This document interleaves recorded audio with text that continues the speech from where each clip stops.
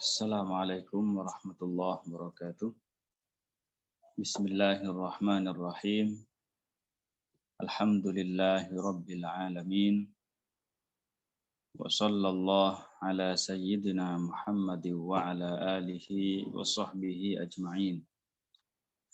Allahumma allimna ma yanfa'una wa anfa'na bima 'allamtana wa zidna ilman ya rabbal alamin. Alhamdulillah, kita bersyukur pada Allah Subhanahu wa taala dikarenakan masih diberikan kesempatan untuk melakukan ketaatan-ketaatan kepadanya, dan ini adalah murni karunia dari Allah Subhanahu wa taala. Baik, sebelum kita memulai kajian kita pada kesempatan kali ini, marilah kita sama-sama mengikhlaskan niat karena Allah Subhanahu wa taala dalam menghadiri majelis ilmu. Baik. Insyaallah taala ya, untuk PDF-nya, untuk kitabnya itu langsung bisa minta ke adminnya. Langsung minta ke admin, karena mungkin saya tidak akan bagikan secara umum ke grup, karena ada sebagian catatan mungkin yang perlu diperbaiki, karena itu kitab saya belum nemu PDF yang asli. Nah, jadi yang menginginkan kitabnya bisa langsung menghubungi admin saja ya, dan nanti dikirim. Tadi sudah saya kirim. Nah, saya juga bukakan nanti di layar.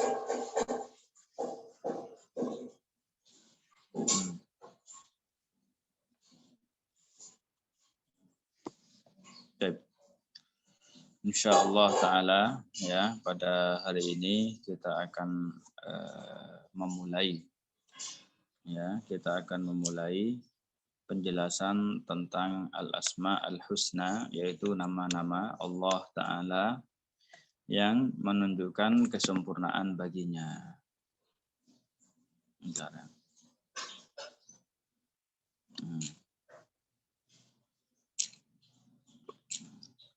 Salah pencet saya, gimana ini?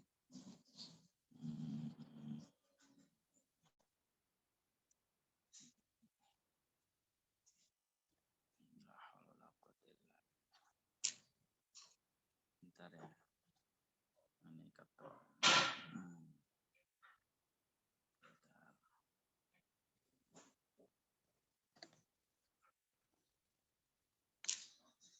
Nah, syarhu asma'illahil husna. Ini penjelasan tentang nama-nama Allah taala al-husna. Ya, maksudnya di sini nama-nama Allah yang menunjukkan kesempurnaan baginya. Ya. Di sini ya perlu diketahui bahwasanya nama-nama Allah taala itu tidak terbatas. Ya, nama-nama Allah taala itu tidak terbatas.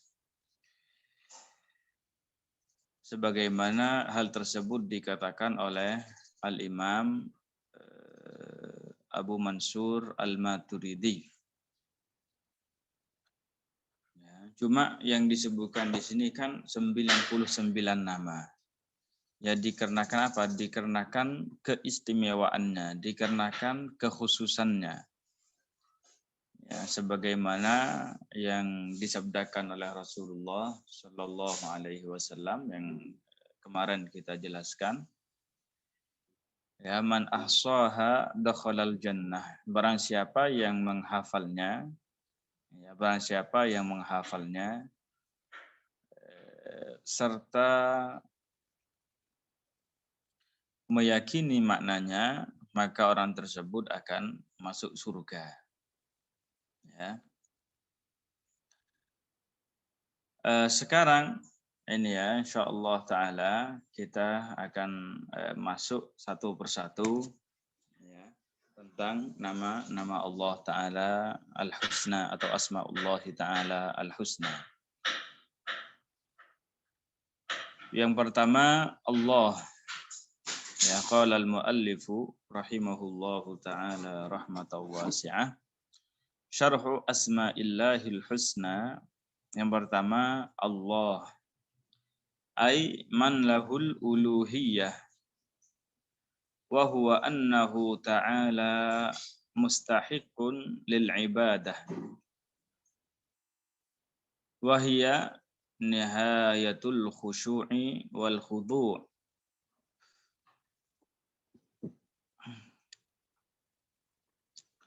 Qala Allah Ta'ala, Allahu khaliqu kulli syai'.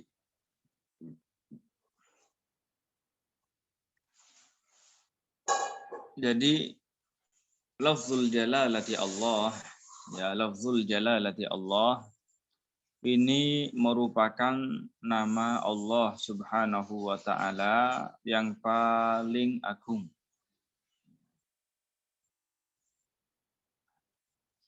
Dan ini merupakan kata mufrad, ya, kata mufrad dalam bahasa Arab, ya, bukan tertib. Jadi kata mufrad, lafzul jalalati Allah, merupakan kata mufrad yang paling indah, yang paling bagus.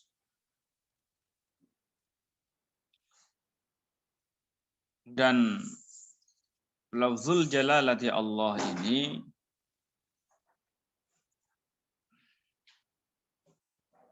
merupakan alamun, ya, yaitu nama lidzatil muqaddas, yaitu bagi zat yang maha suci dari menyerupai makhluknya, maha suci dari setiap kekurangan.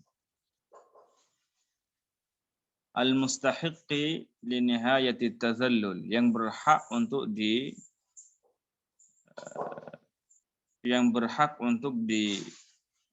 persembahkan kepadanya puncak perendahan diri.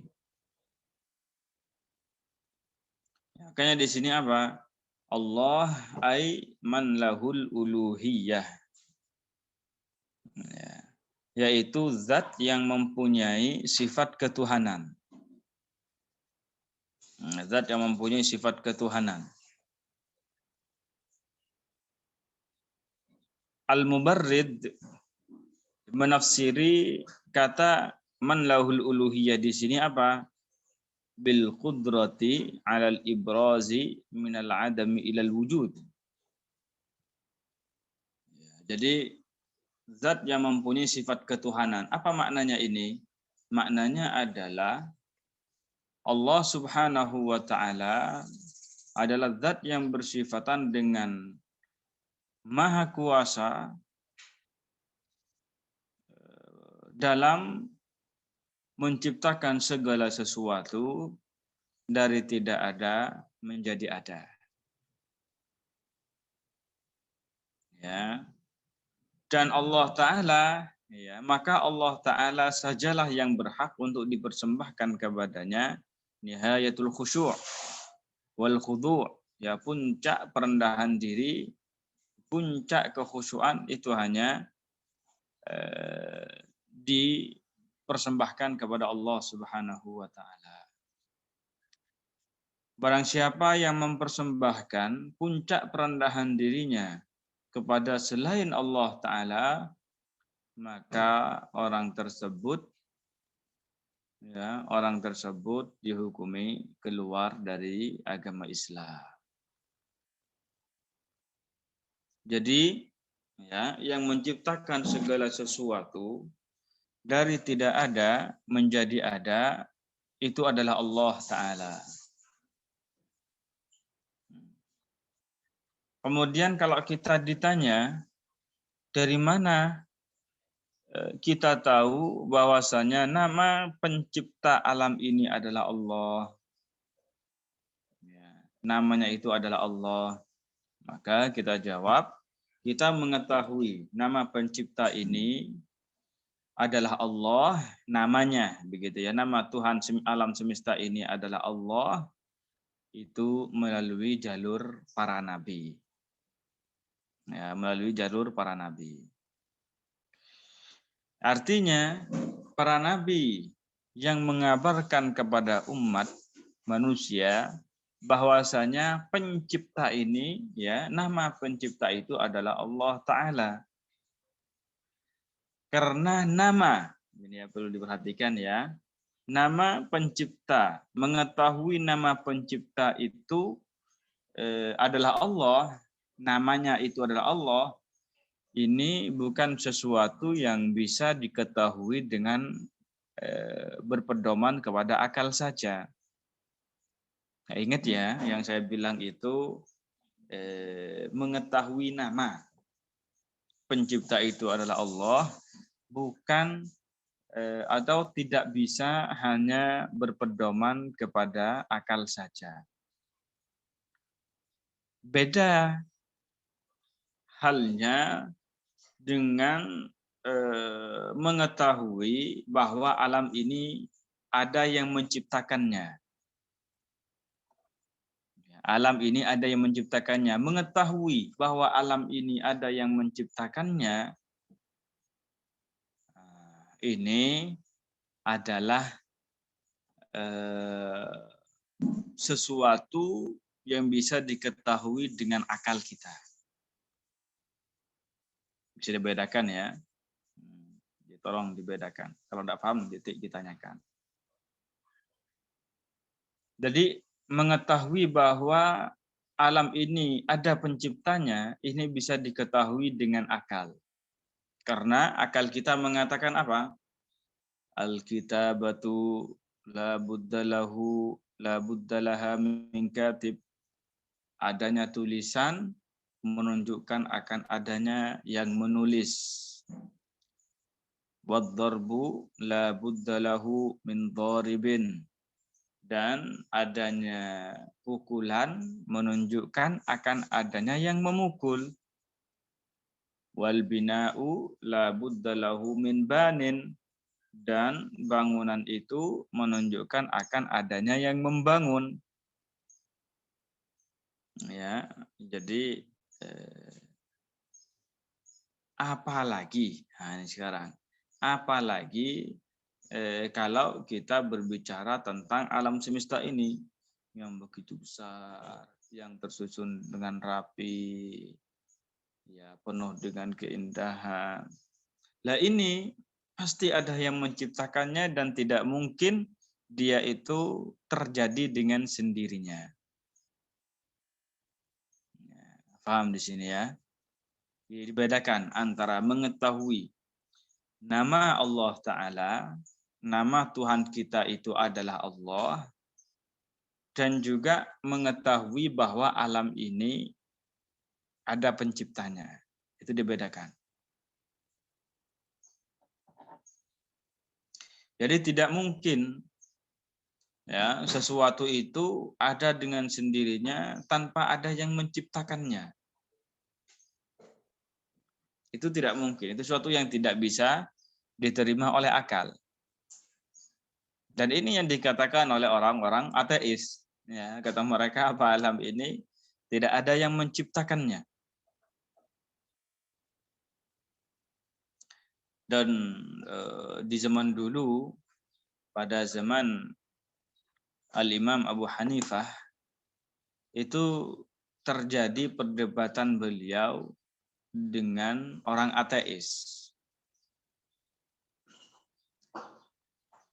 Jadi suatu hari ada seorang ateis yang datang kepada khalifah.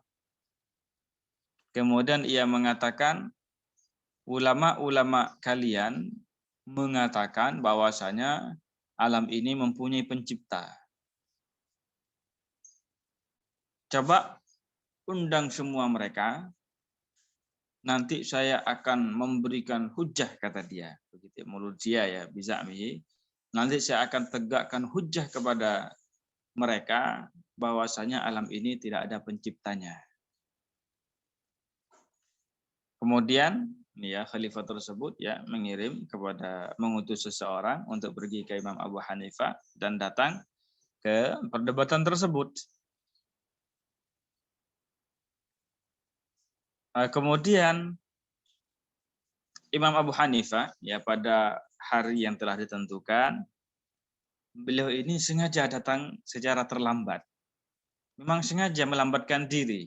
Bukan tidak sengaja memang tidak datang tepat pada waktu. Artinya beliau melambatkan diri. Akhirnya ketika beliau datang begitu ya, disambut dengan khalifah, kemudian dipersilahkan untuk duduk. Setelah itu orang ateis itu bilang, yang menyatakan adanya pencipta ya. Orang ateis ini bilang, kenapa kamu lambat? Kenapa kamu lambat? Akhirnya Imam Abu Hanifah mengatakan begini, seandainya ya, seandainya saya katakan kepada kamu,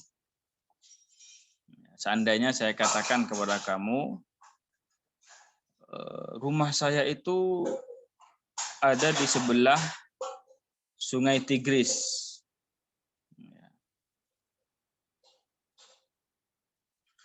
Habis itu ketika saya mau datang ke sini, saya kan perlu menyeberangi sungai itu.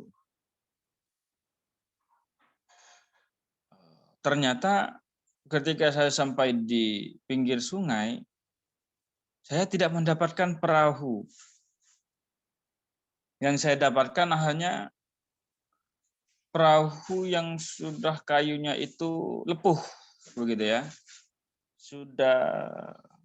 Sudah pecah-pecah. Ya, sudah hancur. Ya, perahu itu sudah terpisah-pisah kayunya. Itu yang saya dapatkan. Tapi tiba-tiba ketika saya melihat perahu tersebut, ya, yang sudah dengan sifat-sifat tadi yang disebutkan, ternyata tiba-tiba perahunya itu langsung menyatu kembali. Jadi kayunya itu jalan sendiri, kemudian yang lapuh tadi, yang sudah lepuh tadi itu ya kuat, kemudian menyatu kembali. Setelah itu ya kayak jadi sehingga menjadi perahu yang siap dipakai. Padahal itu tidak ada yang melakukannya. Habis itu saya naik, ya setelah itu saya datang ke tempat ini. Makanya saya terlambat. Jadi ini Imam Abu Hanifah bilangnya apa? Seandainya itu ya, beliau bilang ya, bukan beliau berbohong, enggak, tapi seandainya hal ini terjadi, apa yang akan kamu katakan? Nah, orang ateis ini sudah merasa kayak menang begitu ya. Dia bilangnya, oh coba ini wahai orang-orang, perhatikan ini imam kalian. Perhatikan ini omongannya ulama kalian. Apakah ada perkataan yang lebih bohong dari perkataan ini? Ya, apakah ada perkataan yang lebih bohong dari ini? Masa, bahasa kita ya, masa ada perahu yang sudah lapuh, kemudian perahu yang sudah lapuh, perahu yang sudah hancur, kok bisa dia itu menyatu dengan sendirinya? Ini tidak bisa diterima oleh akal. Jadi menurut dia itu dia sudah mau menang begitu ya, merasa menang, mendapatkan poin terhadap Imam Abu Hanifah radhiyallahu anhu. Padahal justru perkataannya ini itu apa? Membantah dirinya sendiri. Ya, pernyataannya ini membantah dirinya sendiri. Sehingga apa Imam Abu Hanifah bilang begitu nantilah, tentang perahu aja kamu tidak bisa terima. Jadi tentang perahu saja jika dikatakan ada dengan sendirinya tanpa ada yang membuatnya, kamu aja tidak bisa terima tentang hal itu. Apalagi tentang alam ini. Nah, apalagi tentang alam semesta ini yang ya apa namanya, yang indah, yang besar, yang susunannya rapi. Tentang apalagi tentang masalah ini apa jelas lebih tidak bisa diterima oleh akal. Kemudian kenapa kok kamu mengatakan bahwasanya alam ini ada dengan sendirinya dan tidak ada yang menciptakannya? Kan begitu. Nah, akhirnya apa? Sudah. Ya, akhirnya ya tidak bisa menjawab lagi apa yang dikatakan olehnya.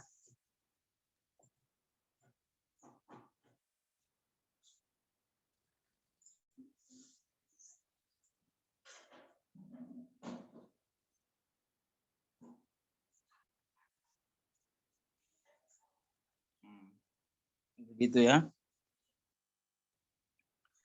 Subhanallah. Baik, kita lanjutkan ini. Makna yang pertama, Allahu khaliqu kulli syai'. Ya, qala Allah Ta'ala berfirman, Allahu khaliqu kulli syai'. Ya, Allah Ta'ala adalah pencipta segala sesuatu. Begitu. Baik.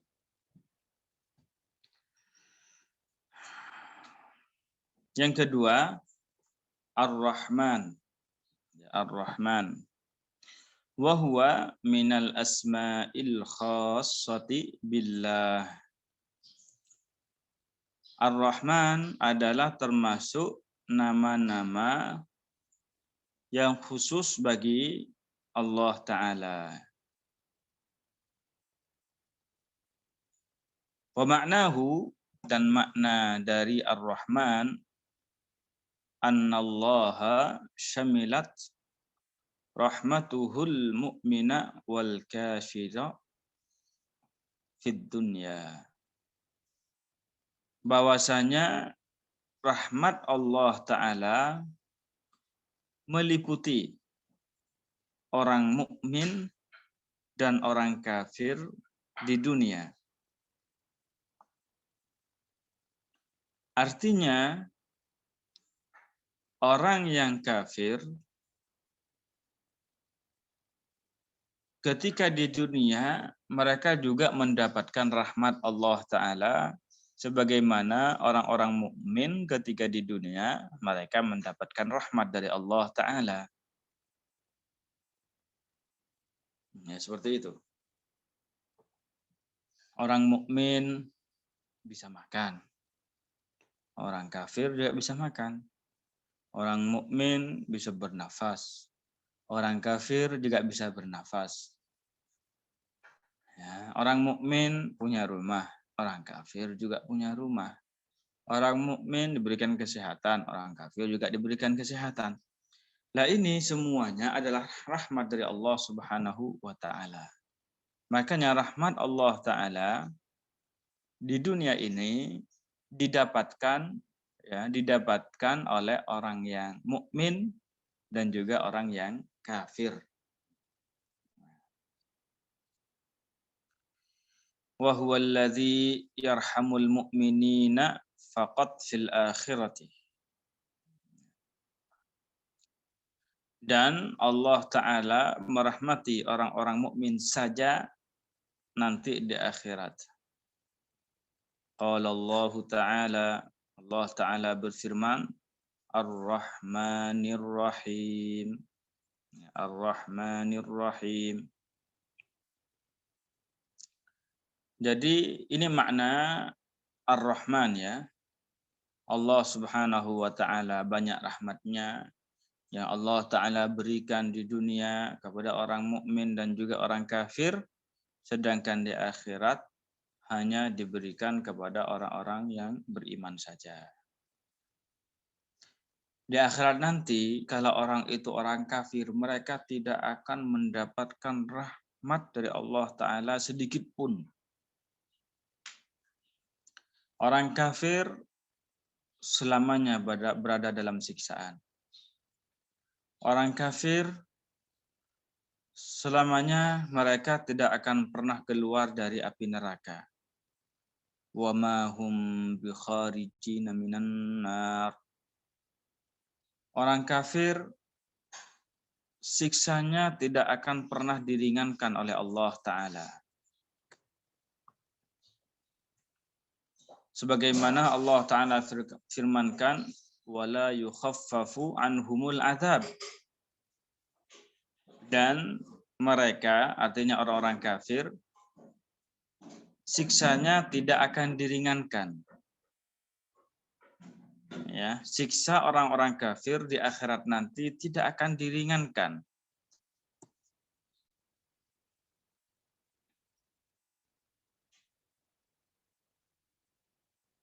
Makanya ya,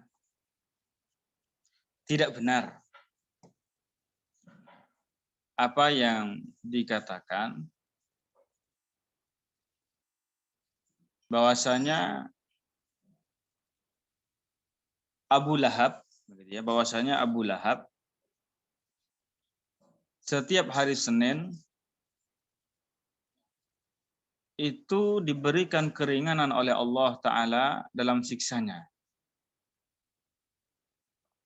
Diistirahatkan dari siksa. Katanya dikarenakan ia bahagia dengan kelahiran Nabi kita Nabi Muhammad Sallallahu Alaihi Wasallam. Kita jelas ya berbahagia ya dengan kelahiran Nabi Muhammad ya. Jelas kita berbahagia dengan datangnya bulan Rabiul Awal. Jelas kita membolehkan peringatan Maulid Nabi. Yang jelas kita merayakan juga peringatan Maulid Nabi. Tetapi dalam masalah ini, ya, bahwasanya Abu Lahab katanya itu diringankan oleh Allah Ta'ala siksanya di hari Senin, bahkan diistirahatkan katanya menjadi siksa dikarenakan bahagia dengan kelahiran Rasulullah, ini tidak benar. Karena bertentangan dengan firman Allah Ta'ala, وَلَا يُخَفَّفُ عَنْهُمُ الْعَذَابِ. Dan siksa mereka, ada orang-orang kafir ya, tidak akan diringankan. Seperti itu. Kembali ke awal, bahwasanya rahmat Allah di dunia ini diberikan kepada orang mukmin dan juga orang kafir. Sedangkan di akhirat nanti itu tidak akan diberikan kecuali kepada orang yang beriman saja. Allah Ta'ala berfirman dalam Al-Quran, wa rahmati wasi'at kulla syai'in fasa'aktubuha lilladzina yattaqun. Wa rahmati dan rahmatku wasi'at kulla syai'in, dan rahmatku meliputi segala sesuatu. Maksudnya apa? Di dunia. Itu maksudnya. Jadi di dunia meliputi segala sesuatu, artinya diperoleh oleh orang yang beriman dan juga diperoleh oleh orang yang kafir. Fasa'aktubuha lilladzina yattaqun, fasa'aktubuha, maka saya akan mengkhususkannya. Ini maknanya ya. Maksudnya di mana? Di akhirat nanti.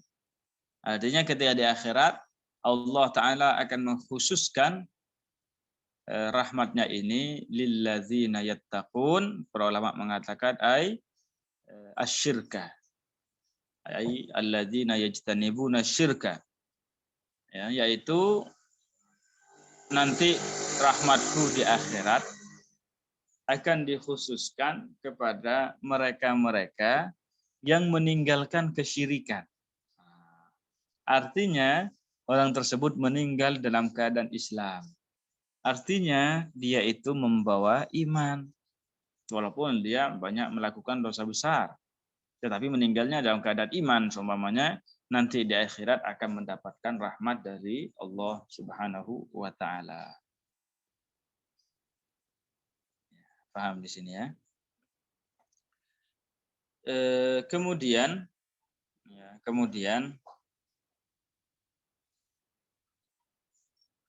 Ar-Rahman ini adalah nama khusus bagi Allah Ta'ala. Dengan minal asma'il khassati billah. Termasuk nama-nama yang khusus bagi Allah Ta'ala.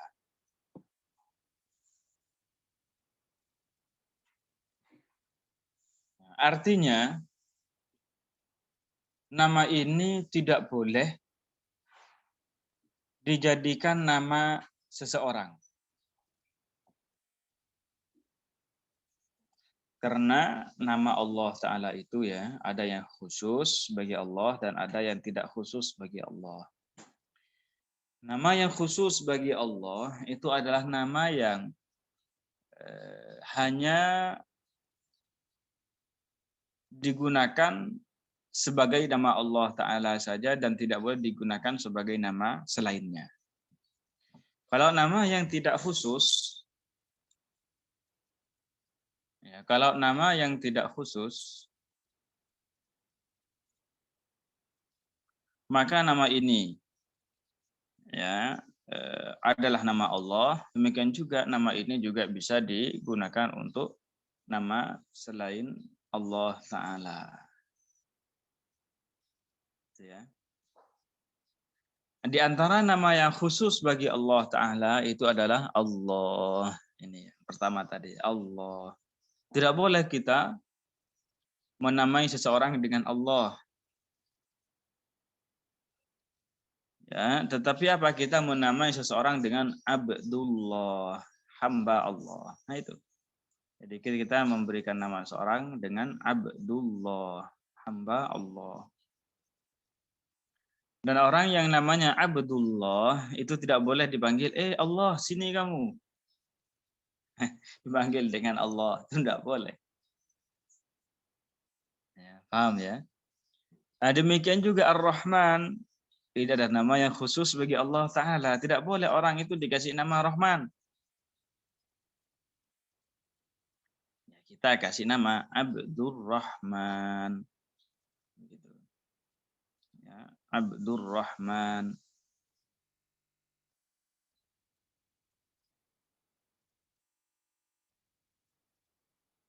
Kalau ada orang namanya Abdurrahman, itu tidak boleh dipanggil Rahman.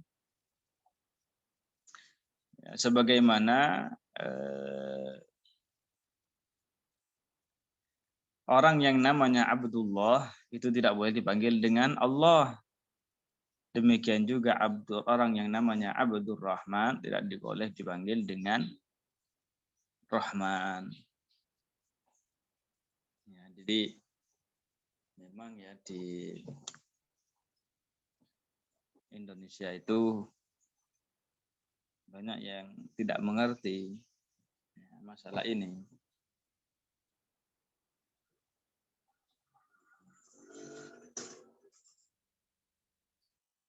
Dan orang Indonesia itu suka nama yang Arab begitu kan ya. Itu bagus ya nama Arab itu. Cuma terkadang apa seseorang itu dikarenakan ketidaktahuan terhadap bahasa Arab dan juga bahasa Arab dan memberikan nama dengan bahasa Arab tanpa tahu artinya, jadinya macam-macam. Saya baru dikasih tahu seseorang di sini. Saya ngajar. Ada orang namanya Muhammad Khaliq. Itu kan, subhanallah. Gak mau ngasih nama ya Abdul Khaliq. Dia kasih nama apa? Muhammad Khaliq. Apa artinya itu? Muhammad adalah pencipta. A'udzubillah. Gitu. Makanya ngasih nama orang itu butuh ilmu juga. Apa-apa itu butuh pada ilmu. Ada perempuan, dikabarin juga, ada perempuan dinamain apa coba? Zurni Laila. Apa artinya Zurni Laila? Kunjungi aku di malam hari. Apa maknanya itu? Ada seorang perempuan yang kemudian namanya itu kunjungi aku di malam hari. Waduh, kan kacau itu. Ada orang juga saya dikasih tahu juga ya, namanya apa Jahannam. Itu kan subhanallah, mungkin ya begitu ya. Jadi dikenakan suka bahasa Arab begitu kan, mungkin wah ini ada nih dalam Al-Qur'an nih, Jahannam, wes tak jadikan nama anakku. Ya, belum nggak tahu ya kapan-kapan mungkin ada nanti apa namanya dinamai Dajjal. Allahu a'lam, subhanallah. Ya, makanya di sini kita itu mau memberikan nama seseorang pun butuh kepada ilmu. Ya, kita butuh kepada ilmu.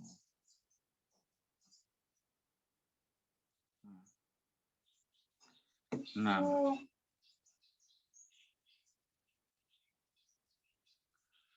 Bentar ya. Ar-Rahim. Ar-Rahim ay alladzi yarhamul mu'minina faqat.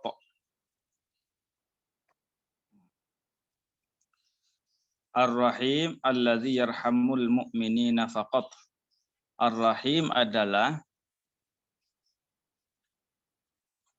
zat Allah Ta'ala yang merahmati orang-orang mukmin saja fil akhirat, di akhirat. Jadi makna Ar-Rahim adalah Allah Ta'ala memberikan rahmatnya kepada orang-orang mukmin saja nanti di akhirat.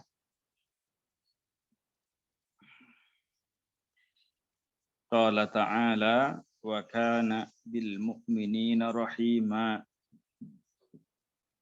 Dan Allah Ta'ala merahmati orang-orang mukmin. Ya, di sini maksudnya apa? Rahmat yang khusus yang Allah Ta'ala berikan kepada orang-orang mukmin saja nanti di akhirat. Ya, dan rahmat ini tidak akan diberikan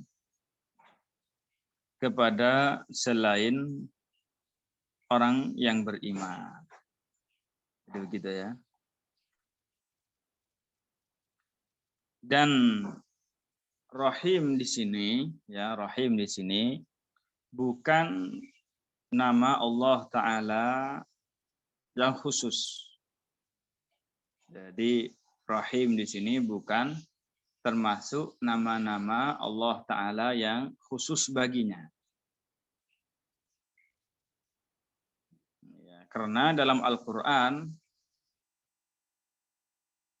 Allah Ta'ala mensifati Nabi kita, Nabi Muhammad Sallallahu Alaihi Wasallam dengan Rahim, Raufur Rahim.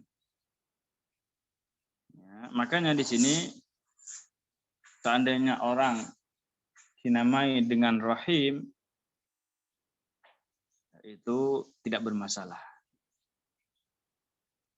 Ya, begitu ya. Jadi ini adalah 3 nama Allah Subhanahu wa Ta'ala yang kita bahas pada kesempatan kali ini. Yang pertama adalah Allah, kemudian yang kedua adalah Ar-Rahman, kemudian yang ketiga adalah Ar-Rahim. Ya. Untuk hari ini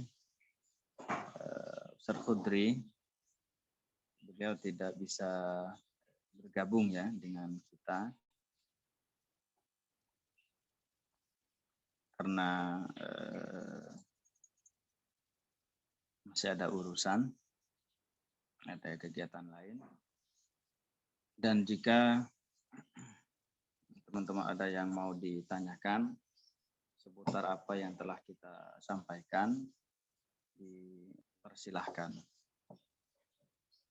Ya, insyaallah Ta'ala kita lanjutkan kembali di pertemuan yang akan datang. Cuma saya ulangi ya, bagi yang pengen PDF-nya,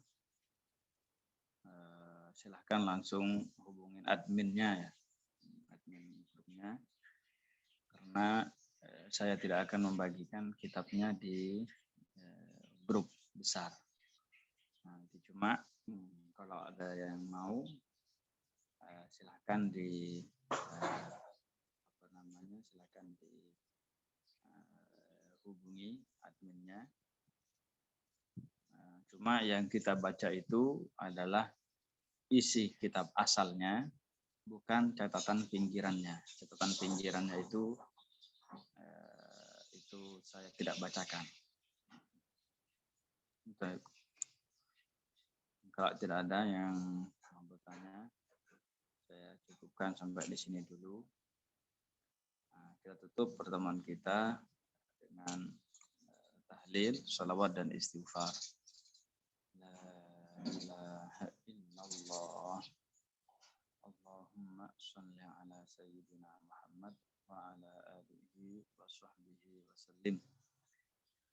Rabbi ighfirli wa liwalidayya wa lil mu'minina wal mu'minat.